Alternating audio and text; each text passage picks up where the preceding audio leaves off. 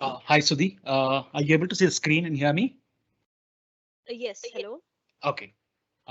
You're able to see the screen, right? Yes. Okay. Can any of the audience also please confirm you're able to see the screen and hear me clearly?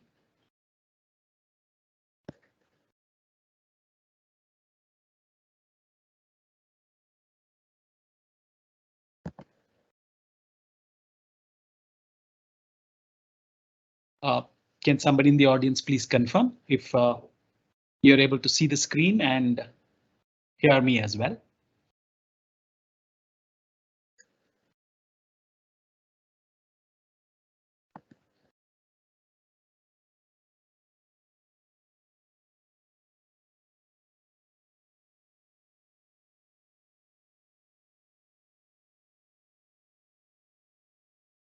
Okay. So I think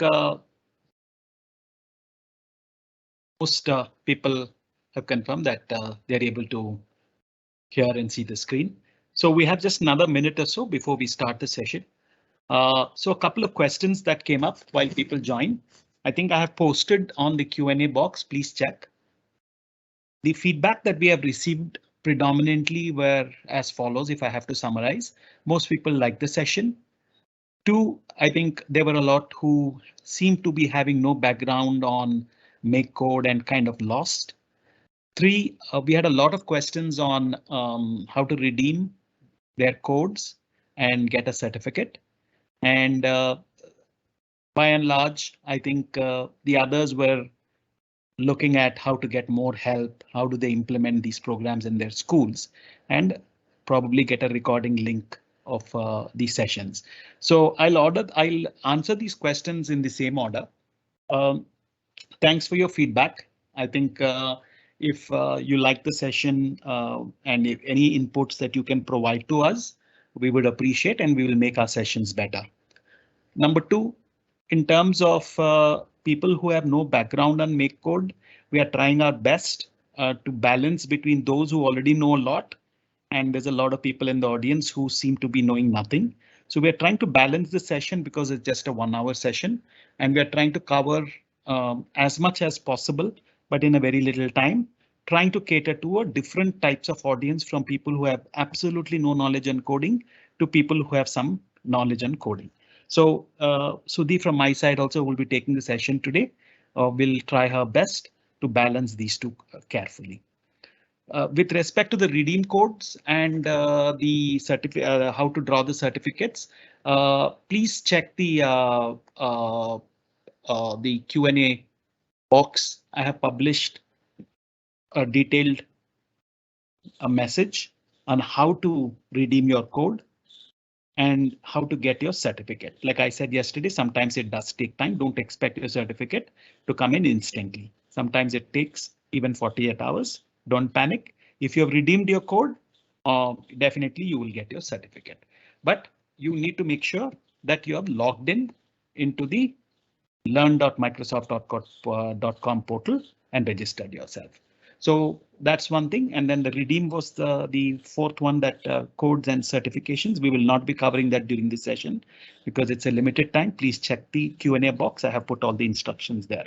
Lastly, with respect to the recordings, it does take time for us to put it all together because we have multiple sessions going on day back and back to back and day to day.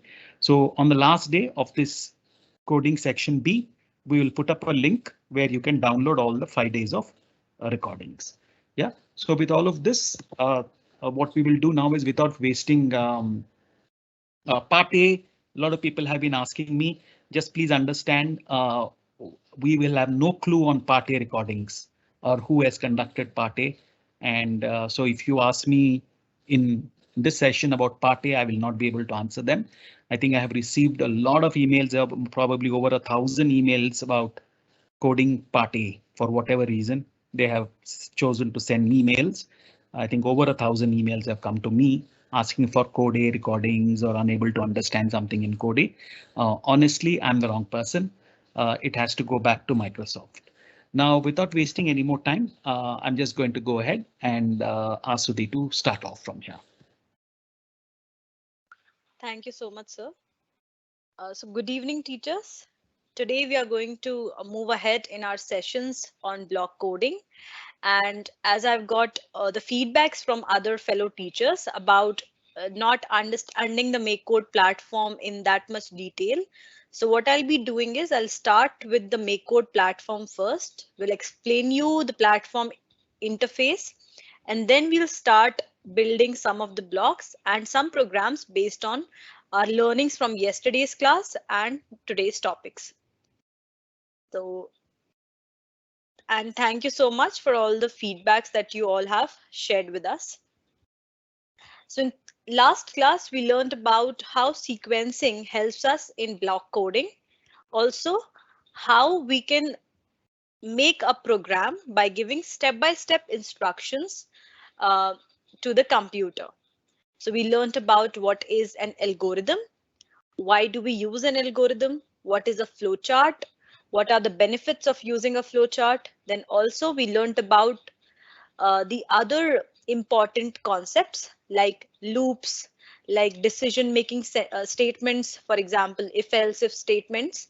We also learned about the various types of operators and the use of those operators. So we learned about logical operators and then comparison operators, and we also saw some of the activities based on them.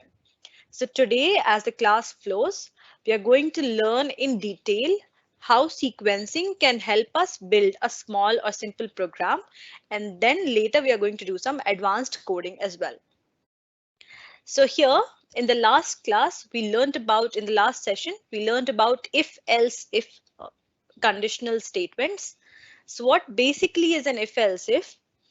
It is a statement or a conditional block that helps you to execute your program or execute any of the given statement only if a condition is satisfied. Okay, so in yesterday's session, we saw an activity based on the if else if statements. So let's today uh, make that particular activity in detail. We'll see how the blocks are placed and how do we do it on MakeCode.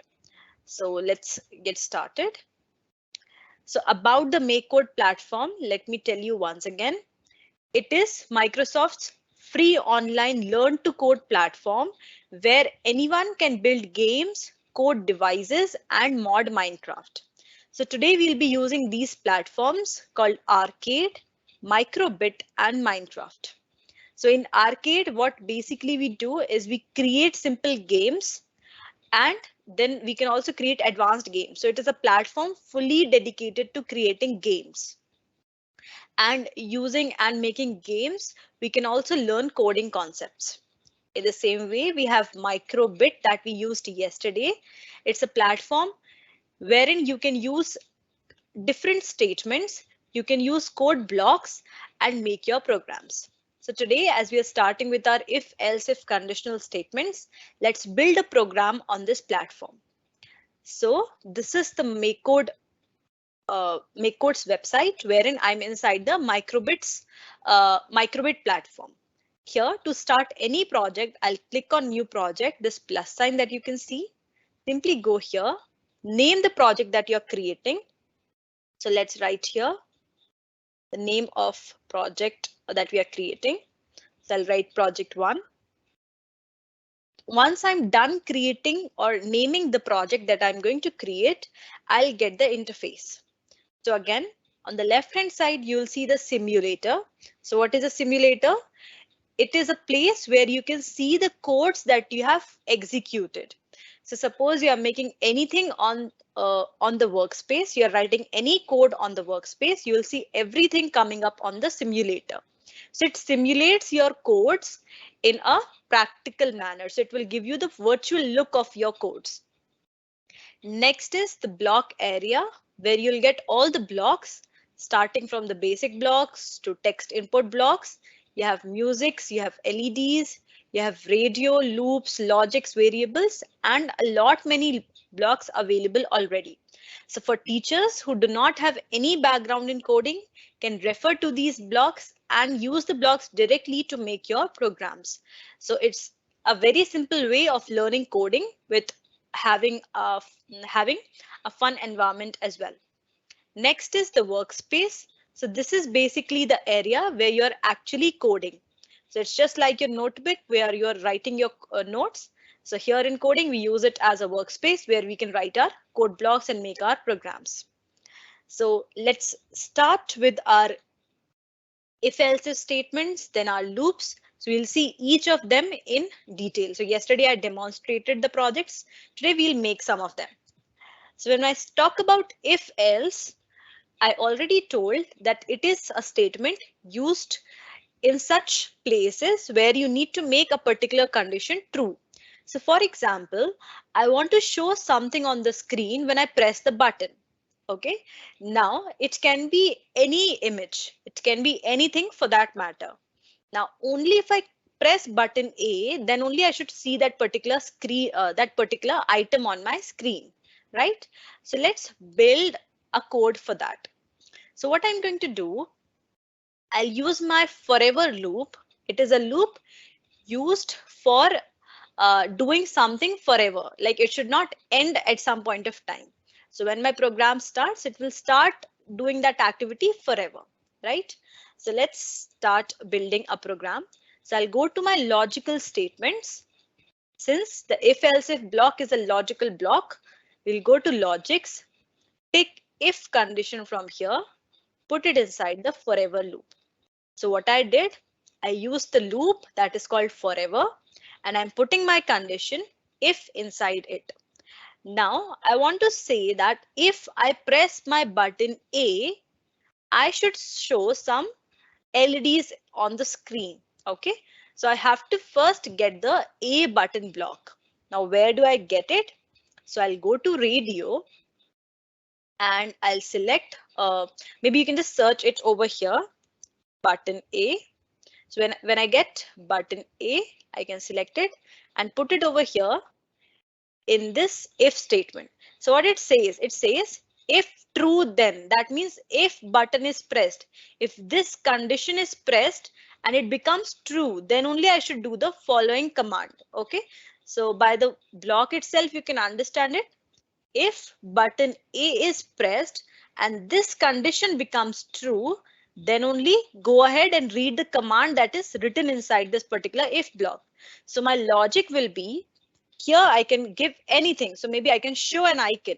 Okay, so let's search for show icon.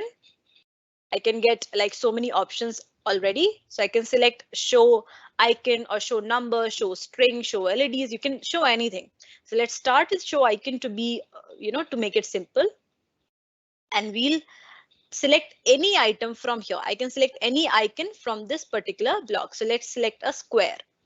Okay, so what it says, if button A is pressed, show icon that is square. So let's run it and check. So if I press my button A, it shows the square. Can you see it?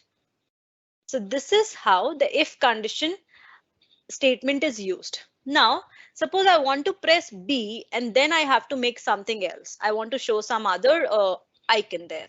So what I'll do, I'll simply click on this plus sign and then I'll put another condition, right?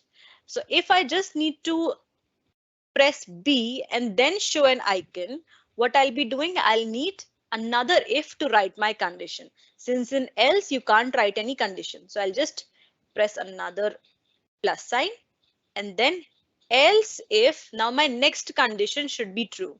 Now what is the next condition? To write any condition in the if block, the idea remains the same. Now I need button B, right? So we'll search for button B. I'll just select button here and I'll select B from here. Okay, so once I write my condition, that is else if button B is pressed, show icon. So let's see something. Okay, so let's use the show icon command and then let's select any icon from here.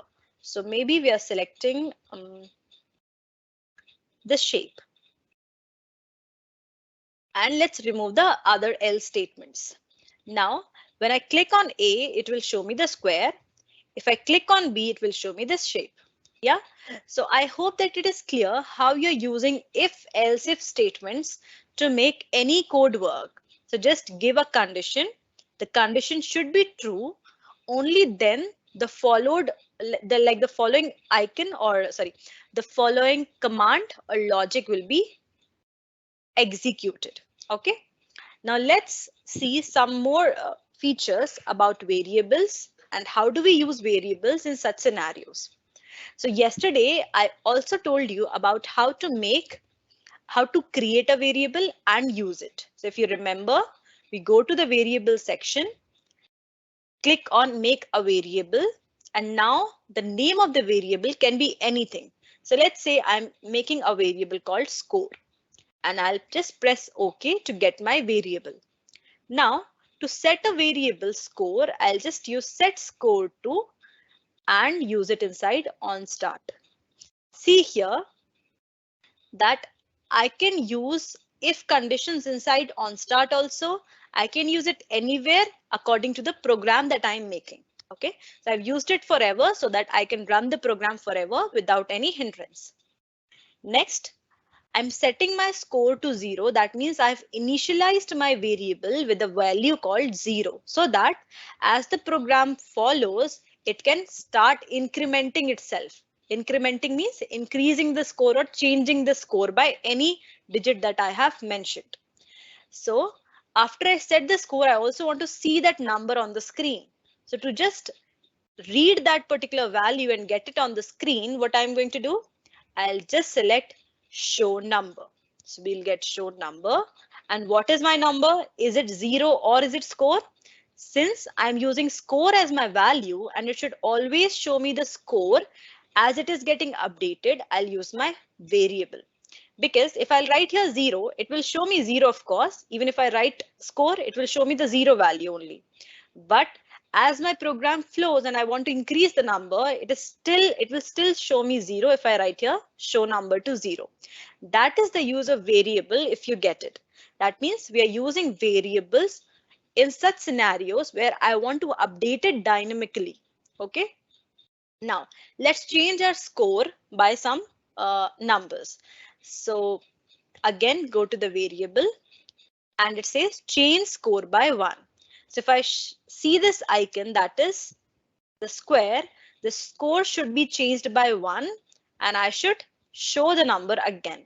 Okay, so what I'm going to do is we'll take show number, put it over here, and then go to the variables, take score, put it over here. That means if my score changes, I started with 0. If I press A and I see the square, my score will be changed to 1 and that number is shown over here. Okay, so let's run it and check. So if I'll click on A, can you see that? It shows me the square first and then it shows me the number or the score that changes. Okay, let's do it again. You'll see 2. If I do it again, you'll see 3.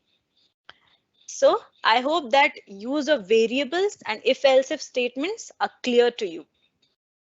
Next up is about the loops. So let's do some activities about the loops. So we'll create another project on Microbit and let's say we are first learning about the while loop. So yesterday itself, we used while loop and we saw how we can how we can press a key continuously and see some icons coming up on the screen. Today, let's make an alarm clock kind of a thing so that we can see different songs when a particular device is shaken. Okay, so let's start.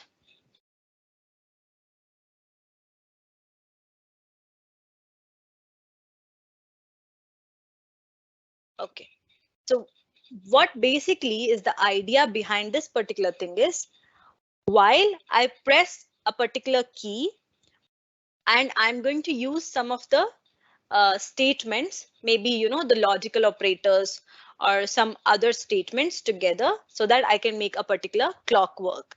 So if I shake my, if I shake my simulator and I press a particular key, it should show me some sound. It should make some sounds. Okay, so let's start. I'll remove these blocks and we'll start with beginning.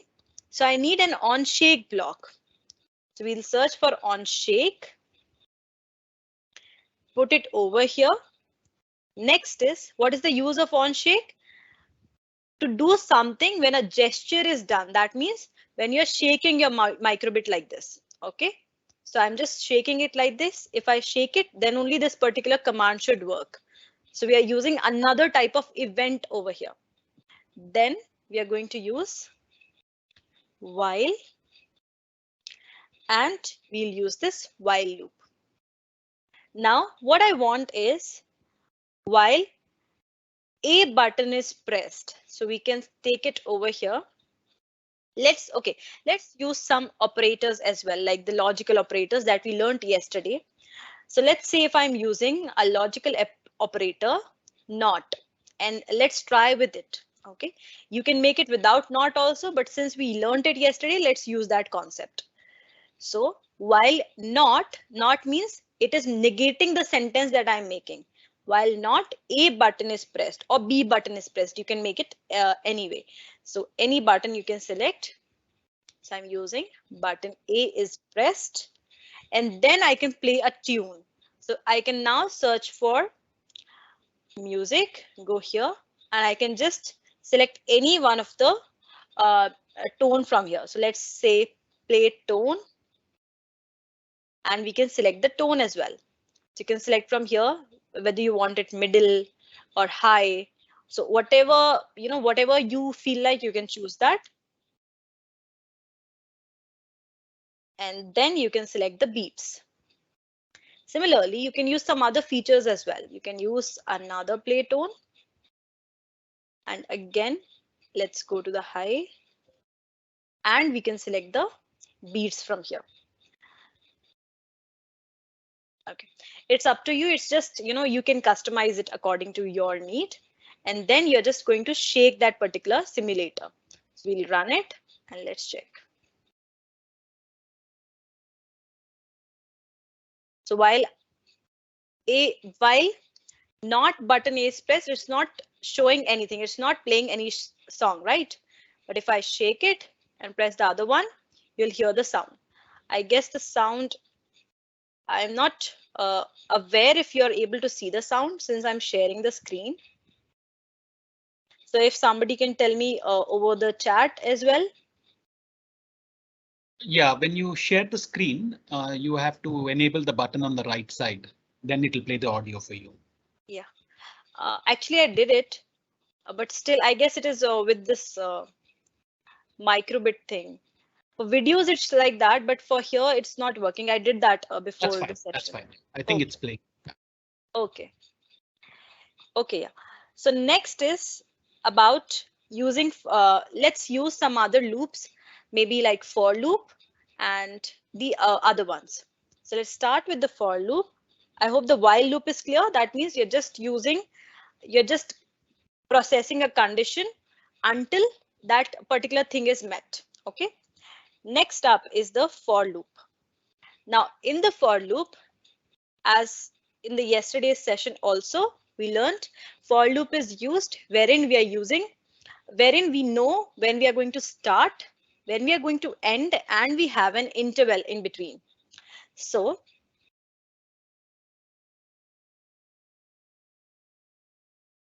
okay, so in the for loop, we should know the start. For example, I want to print my numbers, okay, starting from 0 to 10 or 0 to 100. I want to print all the numbers. So I'll have to start with a number. I'll have to end at some number, and I have to increment by 1. Since I'm going to start with 0 till 100, so I have to go one by one, right? That means 0, 1, 2, 3, 4, like this. So I have to increment it by some value. So in such scenarios wherein you have a beginning and an end with an interval, in such scenarios, you're using a for loop. So let's see a for loop here.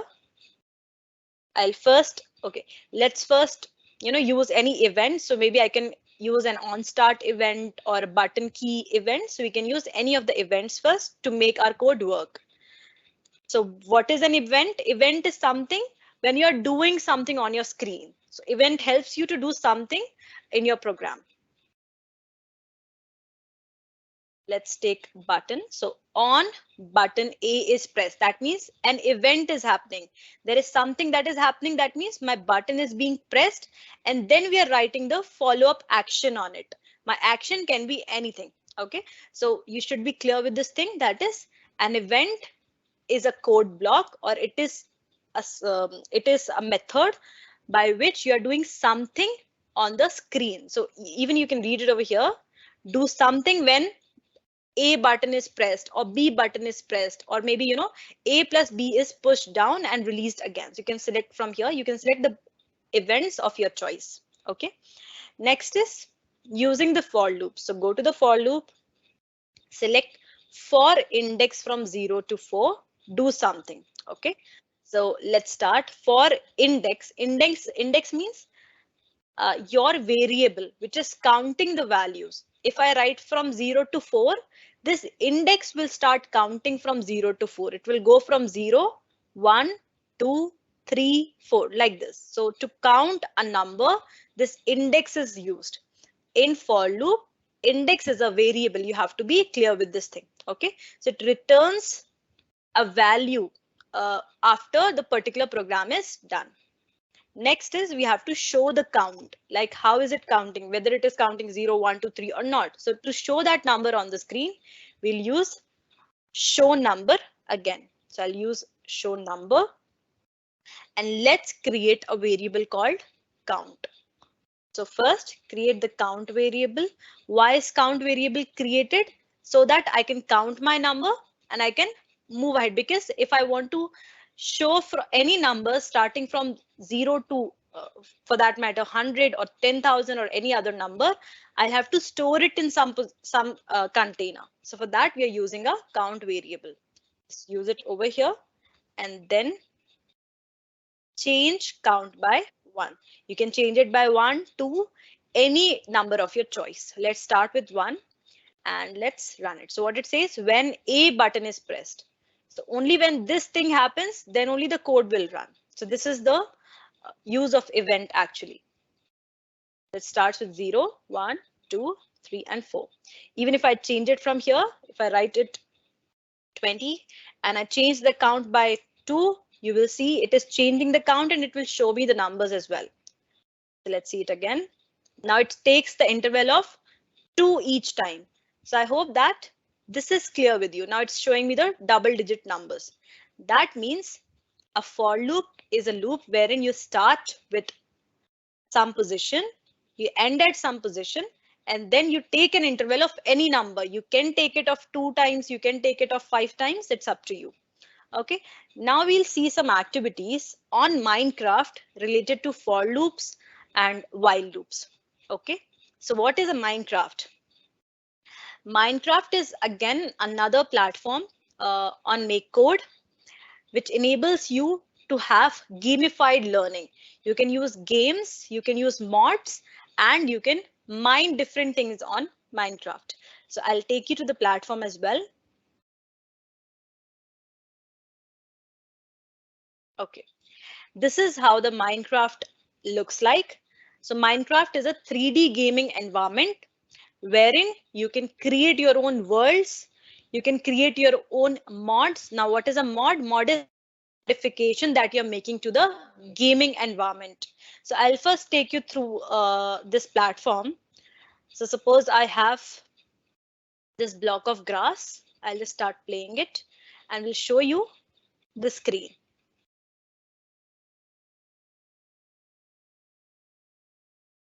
Okay, so this is the world.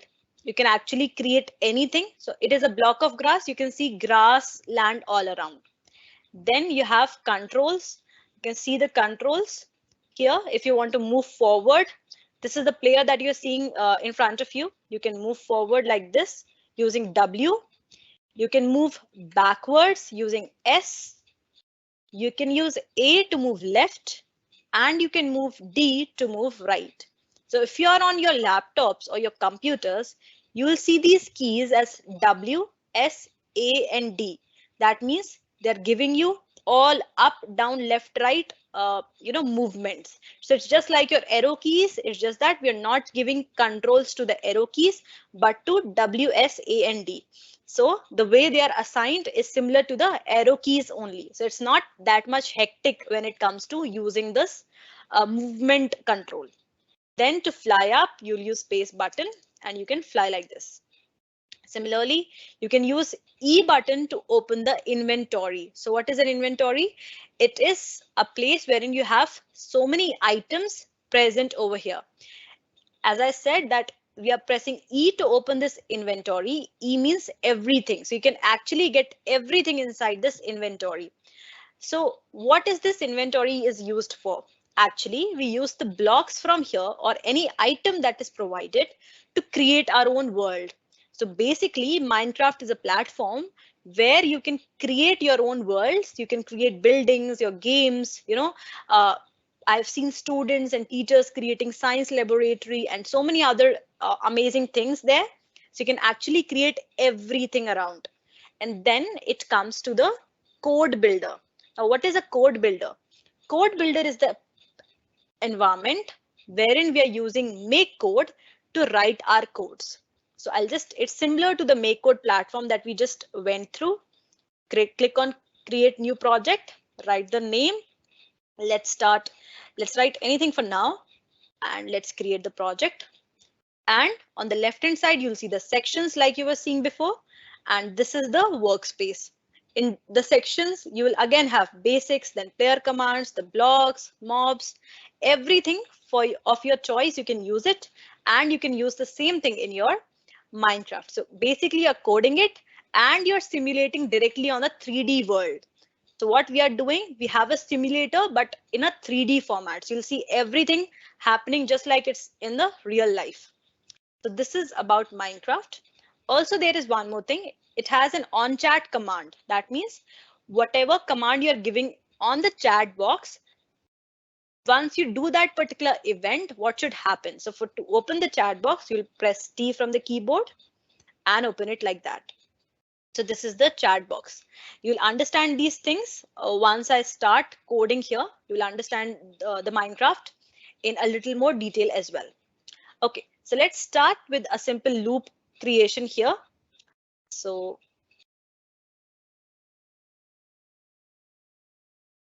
okay, we'll create another project. I'll start from very beginning so that you're not confused. I'm not sure whether all of you have gone through Minecraft before, but I'll try to be more precise with this platform.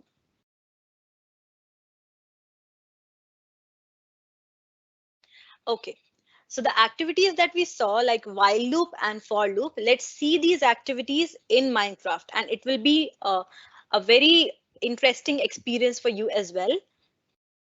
So let's again go to the block of grass. Why we choose block of grass is we can make anything of our choice here. So I'll just create new templates, use block of grass, and then I'll click on create new.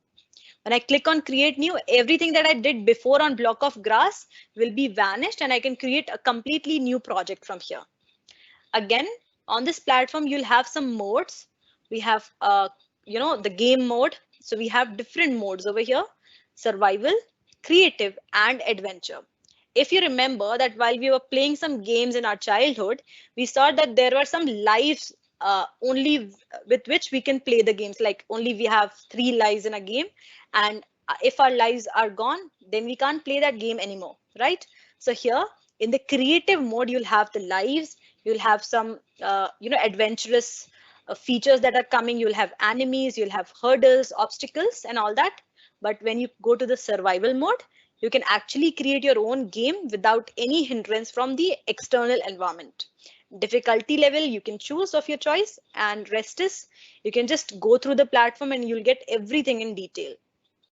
Then we'll click on play and we'll start. So once it simulates me with the code builder, we'll start building our game. Okay.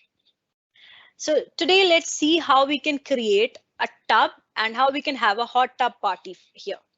So it's a very interesting game. Even I've seen students liking it a lot. So let's start with our code builder. So I'll just press C to open my code builder.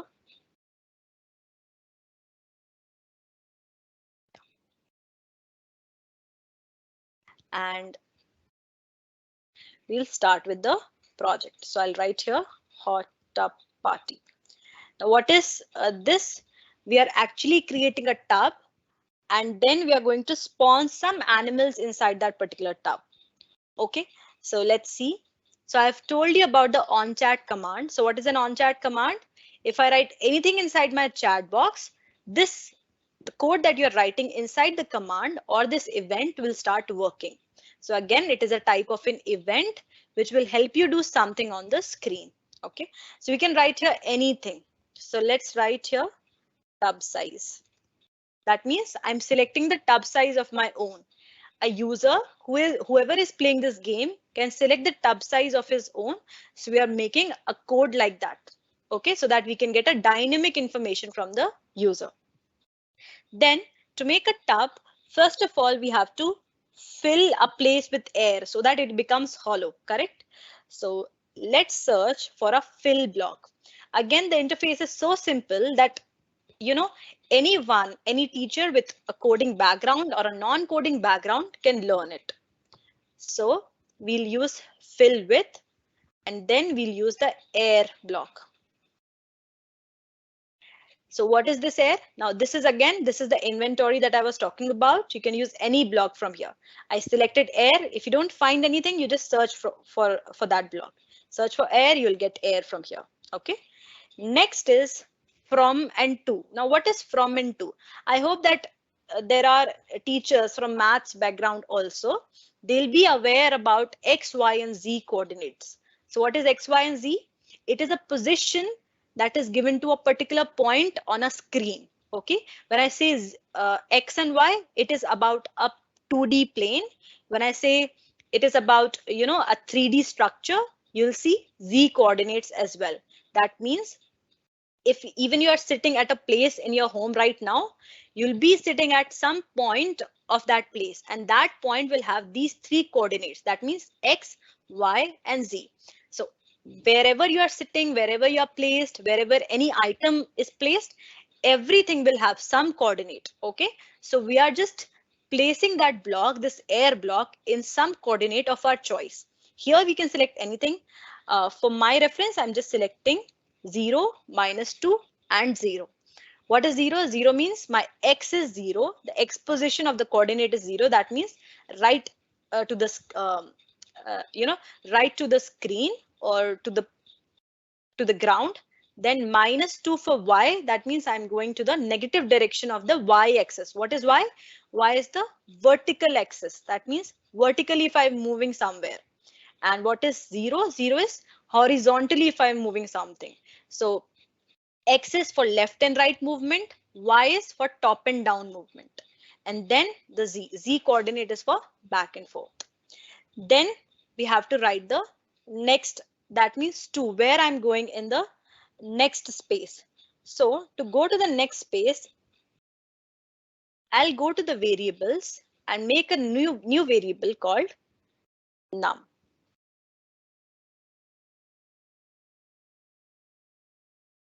Now what is num? Num is basically a block that a user is going to put.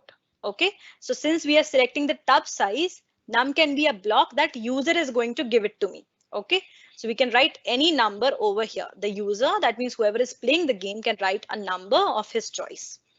Okay, and what I want it to be hollow so that we can create space inside that particular tub. Next is to fill the boundary. So again, we'll use the fill block, take it over here, and then I can select the block of my choice.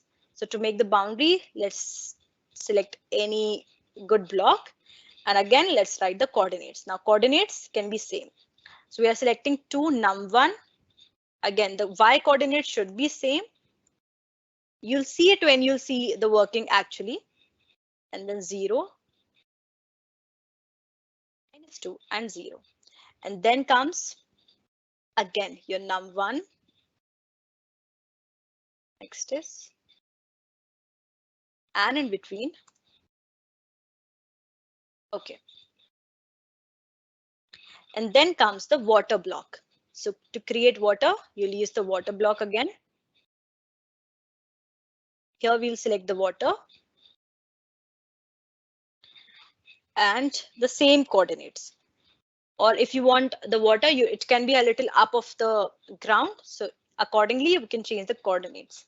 Now this coordinate things, you'll understand once you are playing with this Minecraft or any of the coding area.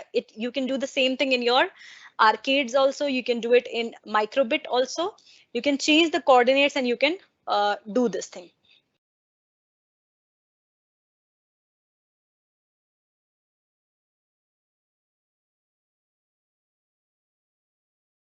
Okay. Now what we want is we need to start counting the number, right? We need to first set some count and then we have to start making that particular tub. So to do that, we'll create another variable naming count and set the count. So let's set the count to 1 since we are starting with first block and we will go on to the block that is given by the user itself. So how will I start with a number? Like how will I start with 1 and go on till the number that is given by the user? For that, if you can recall the concepts, we can use a while loop. So that while num1 is met, suppose in num1, the user has given 10. So I'm starting with 1, but till I meet 10, till those blocks, I should run the code. So in such scenarios, we can use while loop because we know where we need to start, but ending we don't know, and we can't directly statically we can assign a value over here in the code. It should be according to the value given by the user. So in such cases, we can use a while loop. So what you can do, you can go to the loops and then select while. So we can write here while count is less than 5, we can we can do few things over here. We can make a particular tab, or we can spawn some animals or whatever of your choice. You can do things of your choice. So let's start. Let's spawn some animals. So if I write here 4 3 2 1 any number, I should be able to see those animals on the screen. So what we are going to do is go to logic, like less than and equals to block, and my count, while my count is less than 5, 10, any number. So let's write over here variable count. Okay, count is less than 5. I can spawn some animals and I can change the count. So to spawn the animals, spawning animals means creating animals at that location. So I'll just take spawn from mobs. Mobs means any mobile character on the Minecraft. So any character which is mobile means who is moving is a mob on Minecraft. Okay, so animals are mobile characters, that means they're moving. So we are spawning animals over here at the given location. You can select any location. Here the animal that I selected is chicken. You can select any other if you want. And then this is the location. Again, location you can change according to the things that are happening on your Minecraft world. And then let's change the count by 1. Why we change the count? So that we can increment the numbers. Okay. And next up is, okay, let's run this much and then we'll move ahead in the code.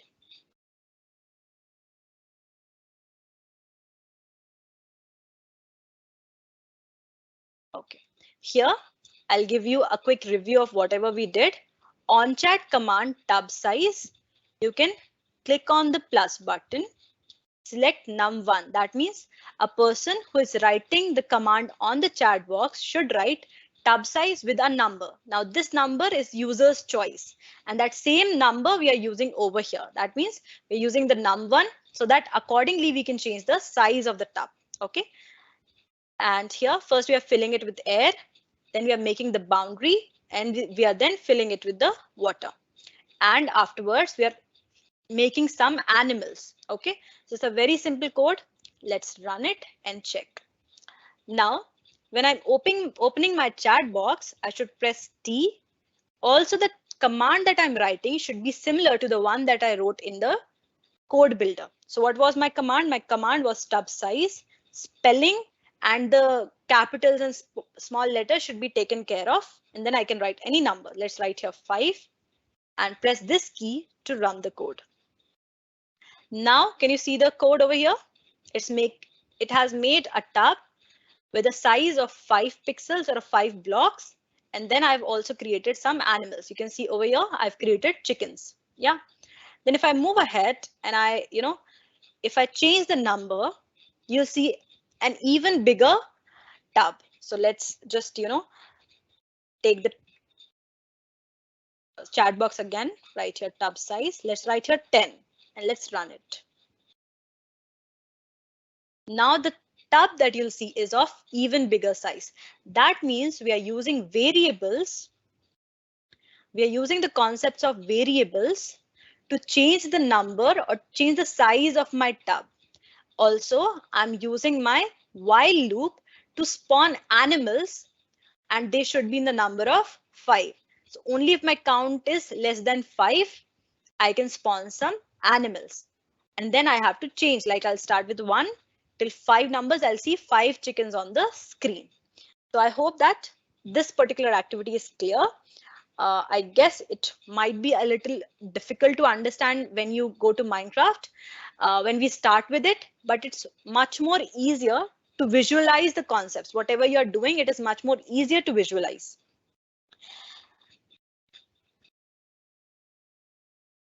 Okay, now let's see some more activities based on the loops. So we have another loop, that is for loop. We'll see an activity for loop as well. So once you start getting your hands on Minecraft, you can do n number of activities over here and you can even enjoy this process.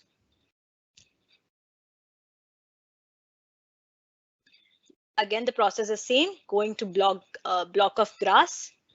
Default mode should be survival. Click on play. Once you get inside it, you can start making your code or you can start building your codes. Now to start making the code, again, like all the teachers can answer me in the chat box, we have to press C to open the code builder. Our make code will open and we can start making the project.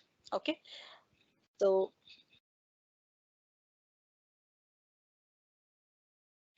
now let's make a chicken farm.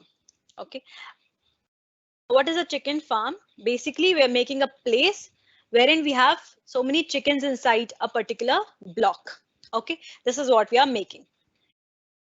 So if the idea is clear, we are going to make a chicken. So to chicken's farm, so we have to first make a house for the chicken. Okay, now to make a house, we are going to use for loop. So inside on start command, let's search for, and it will give me for index from 0 to 4 and do. Here you can select the index or the value.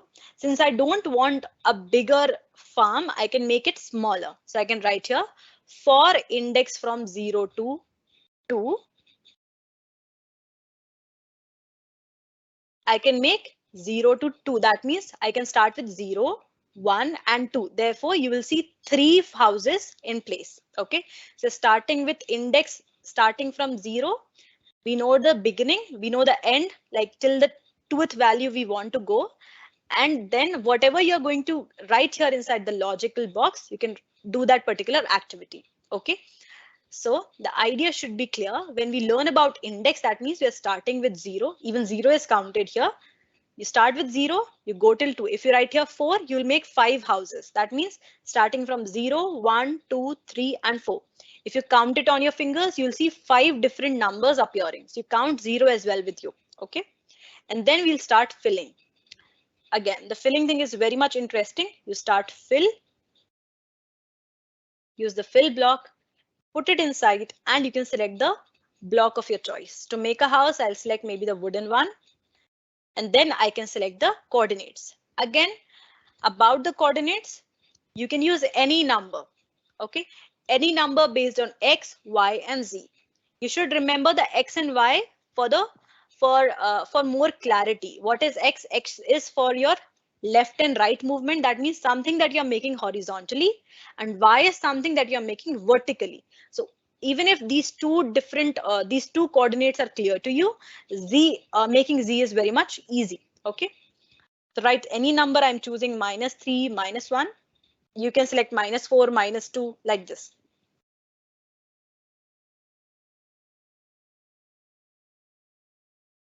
What is from? From means I'm starting with this location, and to means I'm going till this location. That means if I'm making a line, I'll start with -3, -1, and I'll go till whatever number I'm giving in the next coordinate. Okay, 3, 2, and I'll first make it hollow.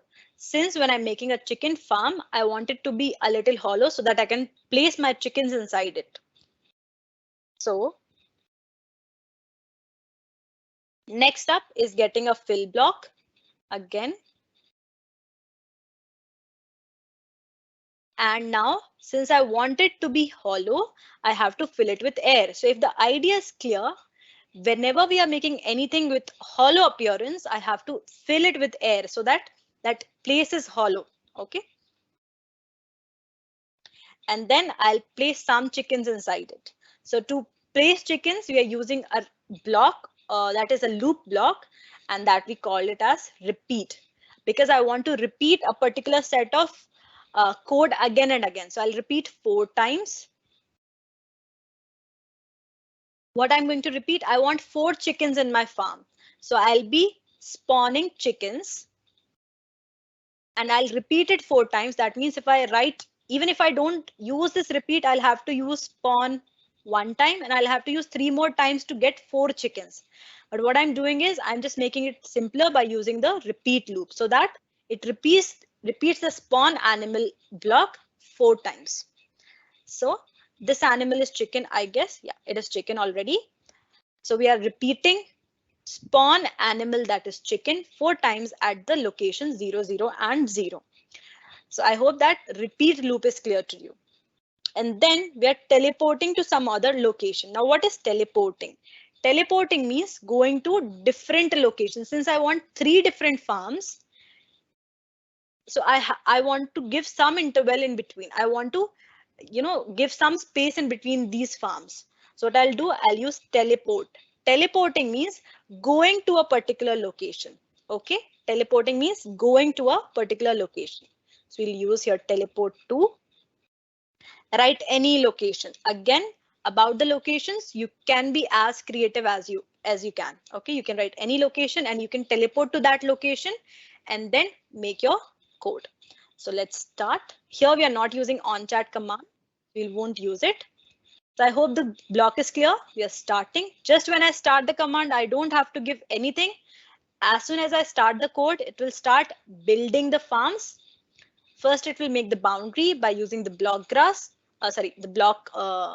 This wooden block, and then it will start replacing the inner wooden area with the air. And then we are spawning animals. Here you can write 4, 5, 6, any number, any whole number you can write. Okay. And then teleporting. Teleporting means going to a particular place. Okay. Now when we run it, let's see.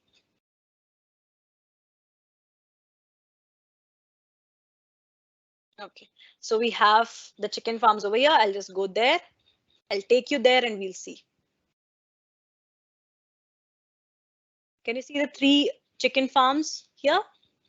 There are 3 chicken farms, and also you can fly over and you can see. And you can see the chickens as well.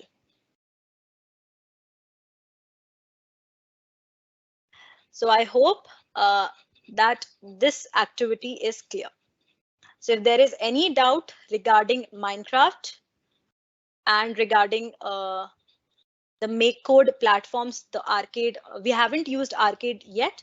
We'll be using it in upcoming classes. So if you have any doubt regarding the arcade platform, please let me know. The Microbit platform, please let me know. If there is anything other than that, please let us know on the chat box.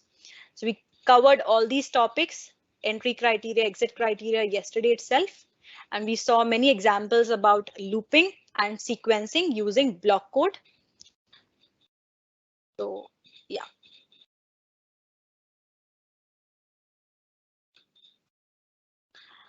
Sir, I guess now you can take forward.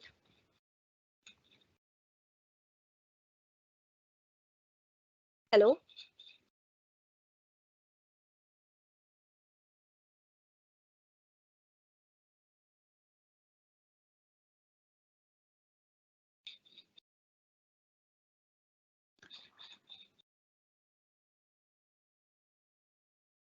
Okay, teachers, if you have any doubt regarding Minecraft or Microbit, please let us know.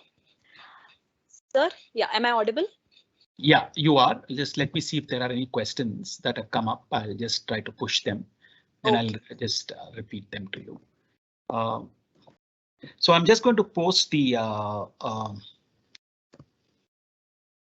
think a lot of questions are about part A, which we have no control on or access to. So server, what we are going to do now, we will create first machine which I'm calling that already is okay, Ubuntu 20. So I'm just going to update the Q&A box with the new redeem code, just redeem code for today's session and the feedback.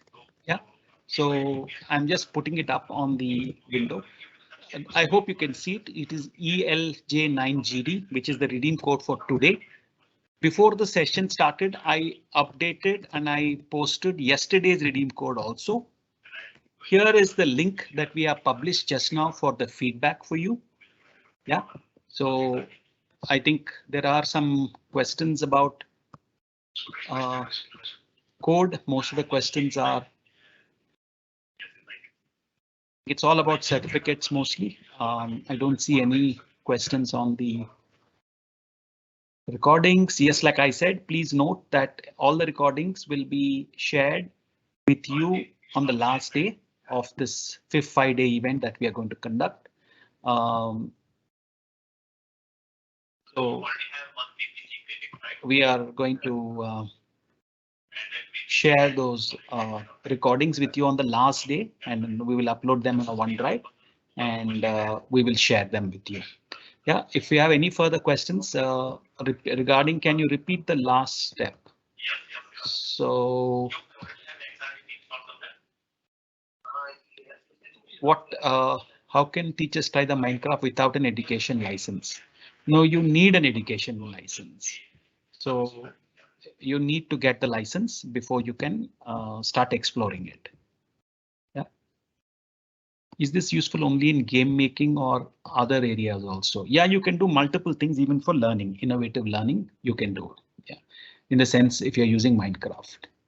Yeah, there are classes for different, like courses for different subjects also, like for chemistry, for biology, for computer science, maths, everything. The courses are given already, and to access it, you can like I'm using, you can use the Microsoft Office 365 account. If you have, you can get access to Minecraft. Also, if you have your school's login, then you can use it. So you can get free trials up to 25. You can use it with that as well. You don't need to purchase the license.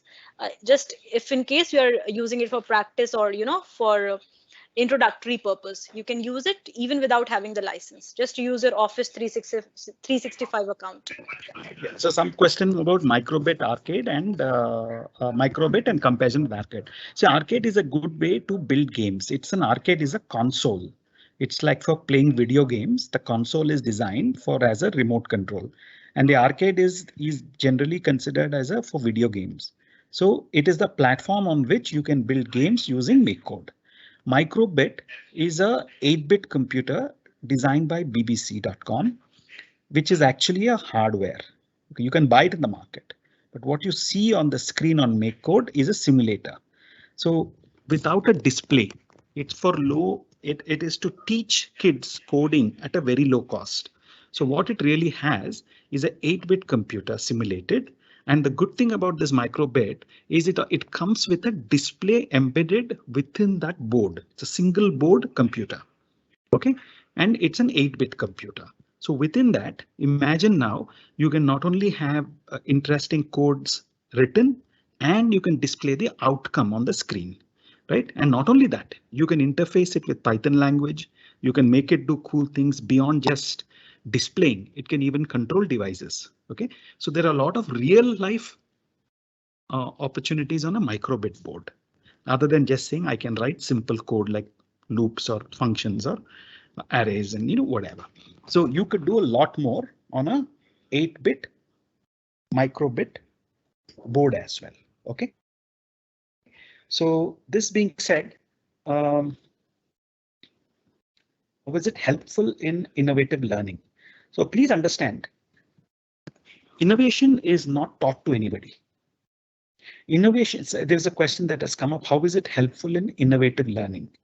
Now, please understand one thing. Innovation has to be inculcated. Somebody can teach you coding. Somebody can provide you the tools and the platforms. It is what you do. Yeah, it is what you do. And to make it interesting for your students is the end result. I may think something that I am doing is innovative, but may not necessarily be innovative to you or to your students. So bringing 21st century skill sets to the classroom is only one step. Bringing tools, platforms, and skilling is the second step. Innovation is something that you find a problem that you want to solve using all of these tools as a toolbox and to build effective solutions. So if you're thinking that somebody is going to have a workshop on innovation and coding here, that would be a far-fetched solution, because end of the day, these sessions are designed to provide you the necessary knowledge and the awareness about all of these tools that are available to you. Block code is by itself innovative. Using block code to make a class even more interesting with very minimal intervention and helping students think out of the box. That itself is first stage of innovation for you. But if you find a purpose and if you find a solution and if you're able to build that solution, and as an educator, if you are able to take it to your student, that would become the true innovation. OK, now I think other than that, yeah, please note that not all of your comments will be visible. These are proctored and they will be published only if they meet certain criteria, because there's a lot of questions that are repeated and redundant. We do not publish those questions. OK. Can I make an exe file of my game? Yes, you can. And you can save it and you can reuse it as well. OK. How to get a license? Yeah, you need to go online and you can purchase the license directly or find the nearest reseller. But if you go to Microsoft.com, Minecraft, through your school, you can buy the licenses. We are running out of time. I think you have other sessions going on. So thank you so much. And I think please give your feedback. We'll try to go through your feedback carefully, try to incorporate your inputs for the sessions into the next session, the upcoming session, so that it becomes relevant to you and meaningful to you. Yeah, thank you all for your time, and we will reconnect with all of you. Have a great day.